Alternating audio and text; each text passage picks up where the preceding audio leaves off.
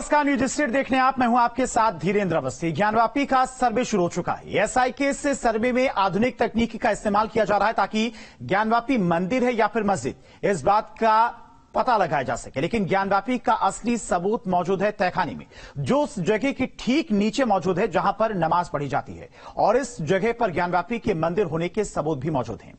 काशी हिंदू विश्वविद्यालय के पूर्व भूगोल शास्त्री और ज्ञानवापी पर कई रिसर्च पब्लिश कर चुके प्रोफेसर राणा बीपी सिंह से न्यूज स्टेट के साथ उन्होंने खास बातचीत में ज्ञानवापी से जुड़े कई ऐसे राज बताए जो आज से पहले आपने कभी न देखे होंगे न सुने होंगे।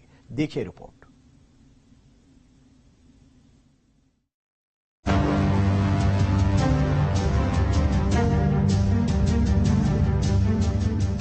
ज्ञानवापी मंदिर है या मस्जिद, इसका असली राज बंद है इस दरवाजे के पीछे। इसी दरवाजे के मौजूद है नीचे जाने वाली सीढ़ियां। इन सीढ़ियों से नीचे उतरते ही वो राज दफन है जो ज्ञानवापी मामले का सारा राज खोल कर रख देंगे। दरअसल सीढ़ियों से नीचे उतरते ही एक तहखाना है। इस तहखाने में हर वो सबूत मौजूद है जो चीख चीख कर ज्ञानवापी का सच बता रहा है। ज्ञानवापी के सर्वे की शुरुआत हो चुकी है। इस सर्वे के लिए आधुनिक तकनीक का इस्तेमाल किया जा रहा है। इस सर्वे से ही ज्ञानवापी का सच सामने आएगा और उसी सच से इस मुद्दे का हल भी निकलेगा। ज्ञानवापी के नीचे जो तहखाना मौजूद है, पिछले साल उसका सर्वे करने के लिए कोर्ट कमिश्नर की टीम गई थी। उसे वहां सनातन के कई सबूत मिले थे, लेकिन वो सबूत कितने पुराने हैं और कैसे उस तहखाने तक पहुँचे, इस बात का पता तो एएसआई ही लगा पाएगी। ज्ञानवापी के उस तहखाने का सच जानने के लिए न्यूज स्टेट ने बात की काशी हिंदू विश्वविद्यालय के पूर्व भूगोल शास्त्री और ज्ञानवापी पर कई रिसर्च पब्लिश कर चुके professor Rana PB Singh. Professor Rana की माने तो बिना किसी वैज्ञानिक सर्वे के भी मंदिर का प्रमाण अंदर से निकाला जा सकता है। आप नंगी आंखों से जाकर देखिए ना, गली वाले से पास कीजिए, देखिए दरवाजा है, नीचे तहखाना है, जो दरवाजा बंद है, सील किया हुआ है, तो नीचे क्या है वो मंदिर का। तो आप यहाँ से इसे ऊपर जा रहे हैं, जाइए देखिए वहां से करीब से, तहखाना तो है ही है वहाँ, तो 2 लेयर्स में इसे बना हुआ था। प्रोफेसर राणा की माने तो ज्ञानवापी में जो तहखाना है, अगर उसे ही खोल दें तो मंदिर होने के हजारों प्रमाण मिल जाएंगे। सब मौजूद हैं इसमें, सब की कहां से गुंजाइश है भाई। प्रिंसिप का इलाबोरेट करके देखिए, जाकर देखिए, क्लोजअप देखिए, जूम लेंस से जाकर देखिए ना भाई, इसमें कहने की कौन सी है। 1932 में जब सर्वे हुआ, जो 1947 में छपा हुआ है अल्टेकर साहब की किताब, आप देखिए उसमें पूरी डिजाइन वजू खाना और सबका तो बना हुआ है उसमें, तो आप देख ही नहीं रहे हैं। दरअसल ज्ञानवापी में अभी तक जिस जगह पर मुस्लिम पक्ष नमाज पढ़ता है, उसके ठीक नीचे ही मंदिर का आधा हिस्सा मौजूद है। प्रोफेसर राणा खुद भी ज्ञानवापी को लेकर कई रिसर्च पब्लिश कर चुके हैं। वो खुद भी ज्ञानवापी के उस तहखाने के करीब जा चुके हैं। एक तो ये है कि मैंने कई बार जो है दरवाजे से झांका है, लेकिन चूंकि उसमें लाइट कभी नहीं रही है। ये 1992 की पहले की मैं बात बता रहा हूँ, तो अंधेरा था। व्यास जी का परिवार कोई बचा नहीं है जिनके जिम्मे वो चाबी थी। सोमनाथ जी मर गए, केदारनाथ जी मर गए, उसके बाद इधर से कुछ ऐसा करके चाबी जो है वक्फ बोर्ड भी क्लियर नहीं है, उसको दे दी गई, तो कोई देख नहीं सका इसमें। लेकिन जो तहखाना है, तो होता ये है कि यहाँ दोनों विधियां रही हैं शिव की एक रही है भक्त विधि, दूसरी है तांत्रिक विधि रही है। उनकी माने तो 1937 में 2 इतिहासकारों ने ज्ञानवापी परिसर के तहखाने और पश्चिमी दीवार का सर्वे किया था। उसमें भी काफी हिंदू मंदिर के साक्ष्य पता चले थे।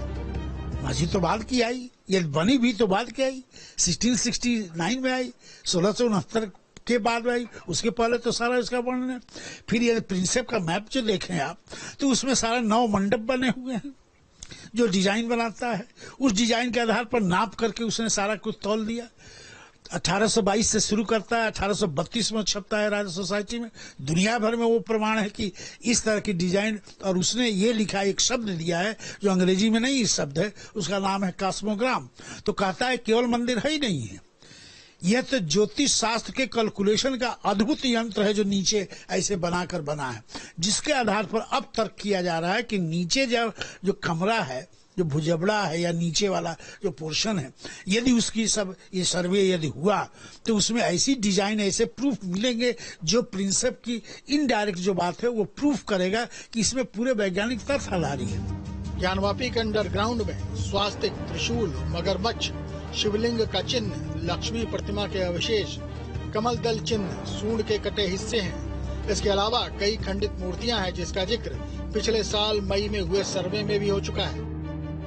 लेकिन जो क्लियर कट है, जैसे त्रिशूल का चिन्ह है, हाथी के सूंड का चिन्ह है, कमल के फूल का चिन्ह है, मगर के पूंछ का चिन्ह है, तो ये तो वहां ऑलरेडी है ही है। अब जब डिटेल में आप जाएंगे तो और भी चिन्ह उसके आएंगे, गणेश के चिन्ह आएंगे, शिव के और रूप आएंगे, कार्तिक के रूप में आएंगे, नंदी के रूप में, ये सब आने की संभावना है। लेकिन ये जो स्पष्ट जो छपा हुआ है, रिकॉर्डेड है, ये तो ऑलरेडी रिकॉर्डेड है। ज्ञानवापी के वजूखाने में शिवलिंग होने का दावा किया जा रहा है। हालांकि अभी इस पर बहस जारी है कि ये शिवलिंग है या नहीं। लेकिन 390 साल पहले ज्ञानवापी में शिवलिंग मौजूद था। ऐसा दावा एक ब्रिटिश यात्री पीटर मुंडी ने किया था।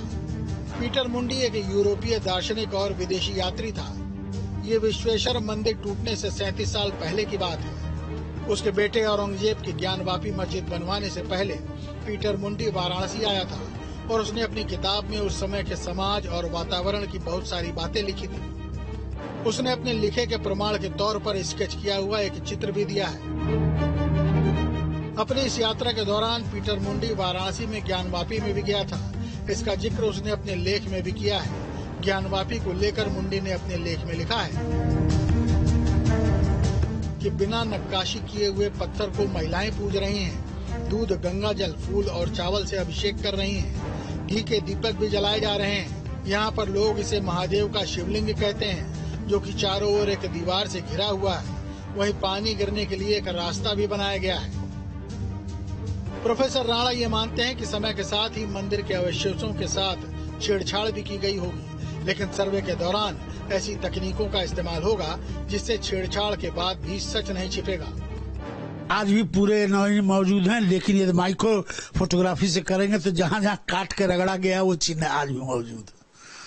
जैसे त्रिशूल बना हुआ है तो रगड़ दिया जाए छेनी से, तो आप नॉर्मल में तो नहीं देखेंगे। माइक्रो लेंस लगाएंगे तो वहां का पूरा वैसे खुदा हुआ दिखाई दे रहा है।